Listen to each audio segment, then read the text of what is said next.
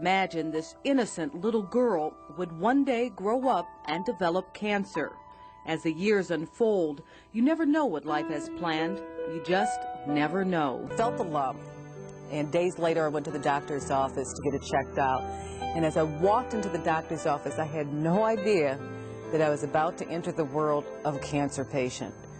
They barraged me with tests. They did mammograms and ultrasounds and biopsies, all within just a few hours. And I knew something was serious by all the tests that I had.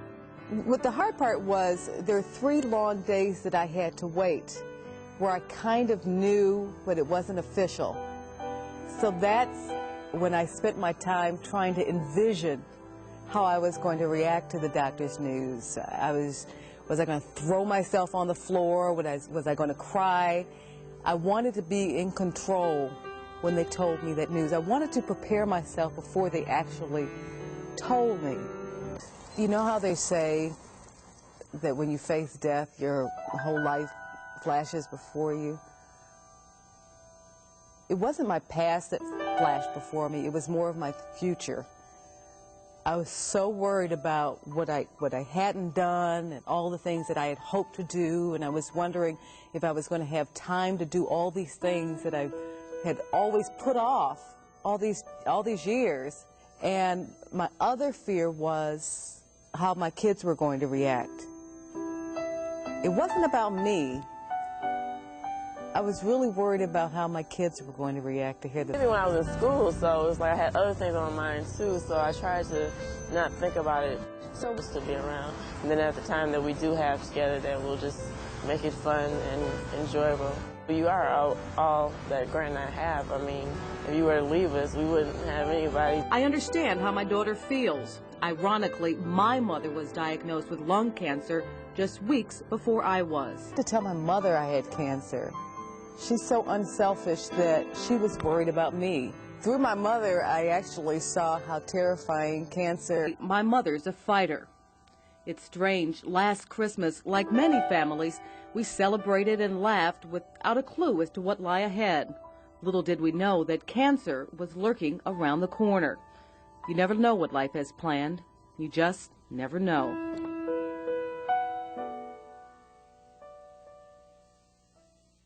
March 31st. I feel like a death row inmate heading for lethal injection. So we're going to go ahead and we're first going to give you that you had your pre-med. So I'm going to give you the methotrexate. It's day 1 of chemo, and I'm scared, really scared. Count to 5. Is it going to hurt? How sick will I get? Will my hair fall out? Cancer is terrifying enough. Now I have to face chemotherapy. Okay, you're going to feel it poking now. Good girl, went right in. It hurts getting poked, almost like I'm being punished for getting cancer. It hurts, even through the port in my chest the doctors had to insert because the veins in my arm collapsed from all the poking. I'm earning my battle scars in the fight against cancer. You can't a storybook life, and you never think that something like this is going to happen to you.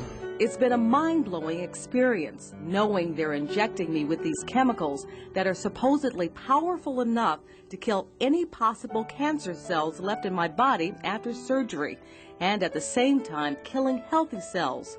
While my drugs didn't hurt, their side effects have been draining. The worst has been the fatigue, debilitating daily fatigue that strikes without warning. April 7th, tired. April 8th, in bed from 2 p.m. until the next day. April 9th, tired, can't get out of bed. I guess the chemo drugs are kicking in. My journal is filled with my daily tiredness reports. There are times I get so exhausted, I cry from frustration. I feel like the Scarecrow in The Wizard of Oz, trying to muster enough strength just to stand. Like, okay, you know, I have to cook dinner for her, you know, clean the house or just make things okay, so it should be all right. And I just wasn't used to you being so tired and me having to do, you know, more for you because you used to just do it on your own, like, you know. It got hard. I mean, some nights I cried because it was just so tough, like, you know, having to do all that stuff for you and, like, not realizing, like, well, wow, she really can't, you know, do it.